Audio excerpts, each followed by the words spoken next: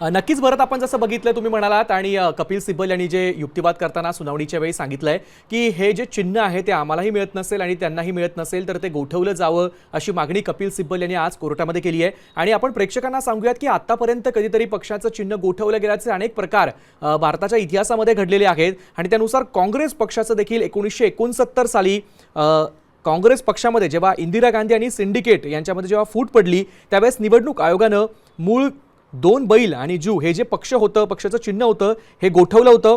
त्यानंतर AIADMKचं 1987 साली आणि 2007 साली असं दोनदा त्यांचं पक्षाचं चिन्ह जे आहे ते गोठवलं गेलं होतं। तसंच 2017 मध्ये ज्यावेळेस उत्तर प्रदेशमध्ये मुलायम सिंग यादव आणि अखिलेश यादव या दोघांमध्ये पक्षावरनं वाद निर्माण झाला, त्यावेळेस देखील सायकल हे चिन्ह गोठवण्याची वेळ आली होती आणि नंतर अखिलेश यादव यांनी ते बहुमत सिद्ध केल्यानंतर त्यांना पुन्हा हे सायकल चिन्ह मिळालं। तर 2021 मध्ये रामविलास पासवान यांच्या निधनानंतर त्यांचे चिरंजीव चिराग पासवान आणि भाऊ पशुपती कुमार यांच्यामध्ये देखील वाद झाला होता। त्यावेळेस लोजपाचं जे बंगला हे चिन्ह आहे ते देखील गोठवलं गेलं होतं आणि 2022 मध्ये जेव्हा एकनाथ शिंदे आणि उद्धव ठाकरे या दोघांमध्ये शिवसेनेवरनं वाद झाला त्यावेळेस धनुष्यबाण हे चिन्ह देखील तात्पुरत्या स्वरूपात गोठवलं गेलं होतं। आणि आज पुन्हा एकदा सुनावणीमध्ये युक्तिवाद करत असताना कपिल सिब्बल यांनी नाव आमचंच आहे मात्र चिन्ह गोठवलं जावं आणि तेही तातडीनं गोठवलं जावं असं म्हटलेलं आहे। भरत, आपण आता बघतोय की ठाकरे सेनेच्या वतीनं पुढचा युक्तिवाद केला जाणार आहे, त्याला सुरुवात झाली आहे का? अधिकची काय माहिती आतापर्यंत तुझ्याकडे आली आहे?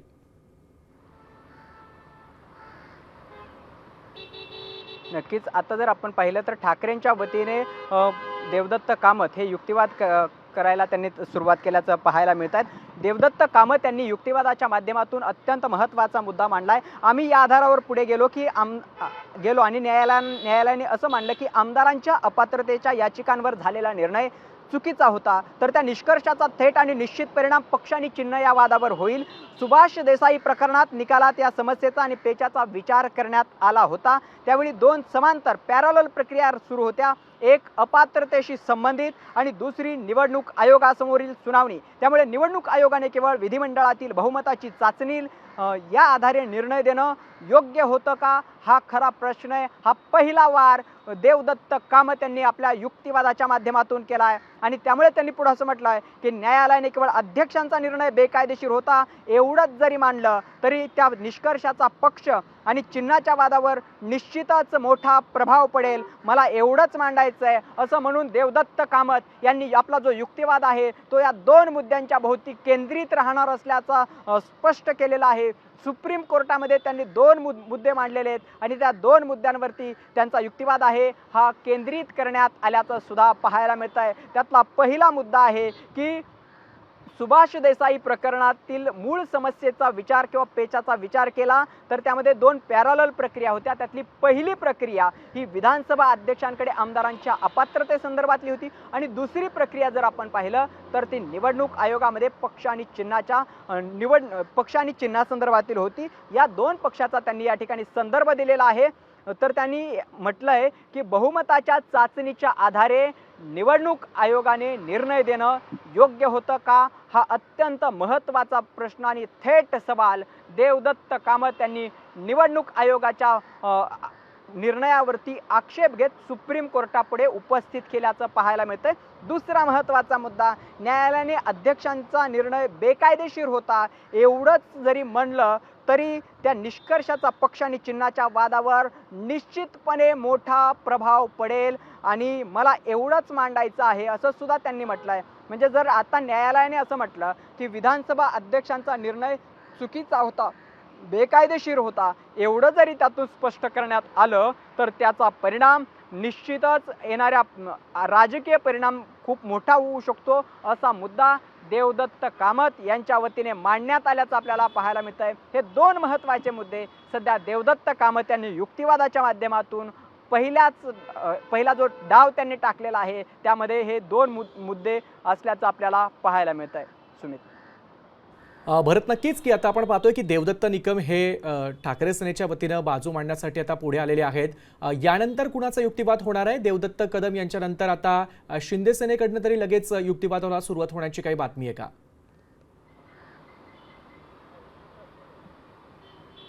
खरं तर देवदत्त कामत यांचा युक्तिवाद अजून पूर्ण झालेला नाही. त्यांनी फक्त कोर्टापुढे आपली भूमिका किंवा आपला युक्तिवाद कशाभोवती केंद्रित असणार आहे, आपला युक्तिवाद त्याची दिशा कशी असणार आहे हे स्पष्ट करण्यासाठी हे दोन मुद्दे मांडलेले होते. त्यानंतर त्यांनी पुढे तिसरा जो महत्त्वाचा मुद्दा मांडलाय तो अपात्रतेच्या मुद्द्यासंदर्भातला आहे.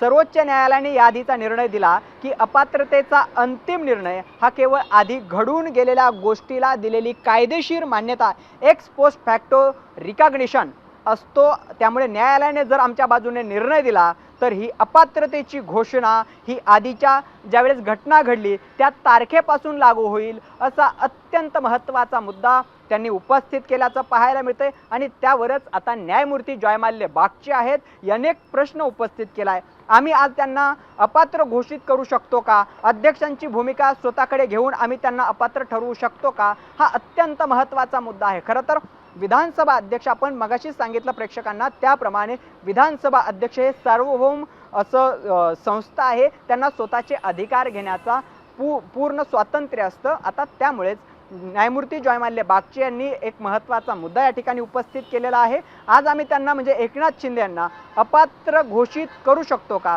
अध्यक्षांनी दिलेला जो निर्णय आहे, त्यांनी घेतलेली भूमिका आहे ती स्वतःकडे घेऊन त्या संदर्भात अपात्रता ठरवू शकतो का, असा सवाल न्यायमूर्ती जयमाल्य बागची यांनी देवदत्त कामत जे ठाकरेंच्या शिवसेनेचे वकील आहेत त्यांना विचारलेला आहे. त्यावरती देवदत्त कामत यांनी पुढे काय म्हटलं त्याआधी प्रेक्षकांना सांगूयात. त्यांनी देवदत्त कामत यांनी असं म्हटलंय, आम्ही जेव्हा याचिका दाखल केली होती तेव्हा हा वाद न्यायालयासमोर प्रलंबित होता. जर अध्यक्षांचा निर्णय हा विकृत किंवा चुकीचा असेल, परवर्स असेल, तर अध्यक्ष एका न्यायाधिकरणासाठी म्हणजे ट्रिब्युनल म्हणून काम करतात. जर न्यायाधिकरणाने चुकीचा निर्णय घेतला असेल तर न्यायालयीन पुनर्विलोकनात म्हणजे ज्युडिशियल रिव्ह्यूमध्ये सर्वोच्च न्यायालयात ती चूक दुरुस्त करता येऊ शकते. अगदी असंच प्रकरण 2016 मध्ये नबाम रेबिया केसमध्ये झालं होतं. तो संदर्भ आपण प्रेक्षकांना सांगणं गरजेचं आहे. अरुणाचल प्रदेशामध्ये उपाध्यक्षांवरती अपात्रतेची टांगती तलवार असताना त्यांनी आमदारांच्या अपात्रतेबाबत निर्णय घेतला होता. त्याला सर्वोच्च न्यायालयाने तो सगळा निर्णय रिव्ह्यू केला होता आणि त्या संदर्भात महत्त्वाचा निर्णय दिला होता जो नबाम रेबिया केस म्हणून ओळखला जातो. तोच मुद्दा या ठिकाणी आता देवदत्त कामत यांनी मांडलेला आहे की जर अशा पद्धतीने एखाद्या संविधानिक संस्थेने चुकीचा बेकायदेशीर निर्णय घेतला तर त्याचं न्यायालयीन पुनर्विलोकन जे आहे म्हणजे ज्युडिशियल रिव्ह्यू आहे हे सर्वोच्च न्यायालय करू शकतं, ती चूक दुरुस्त करू शकतं. हा महत्त्वाचा मुद्दा आहे आणि योग्य तो दिलासा आणि सहकार्य हे रिलीफ सर्वोच्च न्यायालय ठाकरेंच्या शिवसेनेला देऊ शकतं असा महत्त्वाचा मुद्दा जो आहे तो देवदत्त कामत यांनी मांडल्याचं पाहायला मिळत आहे. जर अध्यक्षांची भूमिका ही कायद्याच्या विरोधात असेल, न्यायमूर्ती बागचींनी या ठिकाणी म्हटलंय की जर अध्यक्षांनी मांडलेली भूमिका घेतलेला निर्णय हा कायद्याच्या विरोधात असेल तर त्याचा निर्णय आम्ही रद्द करू शकतो, यात आम्हाला काहीही शंका नाही. दुसरा मुद्दा त्यांनी म्हटलाय, परंतु त्याचा परिणाम म्हणून आम्ही स्वतः त्यांना अपात्र घोषित करू शकतो का, म्हणजे हा मुद्दा या ठिकाणी खूप महत्त्वाचा आहे. प्रेक्षकांना मुद्दा सविस्तर समजून सांगणं गरजेचं आहे. खरं तर न्यायमूर्ती जयमाल्य बागची यांनी असं म्हटलंय की जर विधानसभा अध्यक्षांनी घेतलेला निर्णय हा चुकीचा आहे हे आम्ही मानलं, तसा निर्णय दिला तर तिथपर्यंत ठीक आहे, परंतु त्यांनी जो अपात्रतेचा निर्णय दिलाय तसं आम्ही या आमदारांना आम्ही अपात्र ठरवू शकतो का, कारण की अपात्रतेचा निर्णय देण्याचा जो अधिकार आहे तो विधानसभा अध्यक्षांना असतो आणि त्यामुळे तो अधिकार आम्ही आमच्याकडे घेऊ शकतो का, त्या सगळ्या संदर्भात आम्ही निर्णय देऊ शकतो का, हा महत्त्वाचा प्रश्न न्यायमूर्ती जयमाल्य बागची यांनी देवदत्त कामत यांना विचारल्याचं पाहायला मिळतंय. त्यांनी पुढे असंही म्हटलंय की अध्यक्ष एक निम्न न्यायालयीन म्हणजे ट्रिब्युनल असतात, क्वासी ज्युडिशियल पॉवर त्यांच्याकडे आहे. अध्यक्षांचा निर्णय रद्द करण्यासाठी उत्प्रेषण प्रालेख म्हणजे रीट ऑफ सर्टिरिओरी जे आहे ते काढण्यास आम्हाला कोणतीही अडचण नाही असं सुद्धा त्यांनी म्हटलं आहे. त्यामुळे अध्यक्षांनी घेतलेला निर्णय आम्ही चूक किंवा बरोबर हे ठरवू शकतो. मात्र आमदारांच्या अपात्रतेचं काय, तो निर्णय अपात्रते संदर्भातील निर्णय विधानसभा अध्यक्षांच्या अधिकार क्षेत्रामध्ये आहे.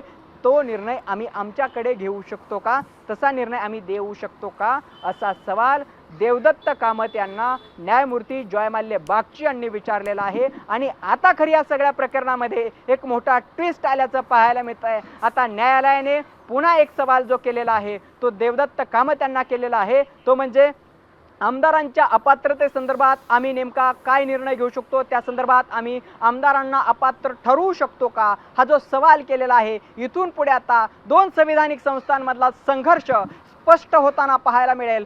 पहिला मुद्दा, जे काही विधानसभा अध्यक्षांचे अधिकार आहेत ते विरुद्ध सर्वोच्च न्यायालय, असा संघर्ष यातून आता निर्माण होण्याची शक्यता आहे. त्यामुळे यातला मध्यम मार्ग नेमका कसा काढला जाईल हे पाहणं तितकंच महत्त्वाचं ठरणार आहे.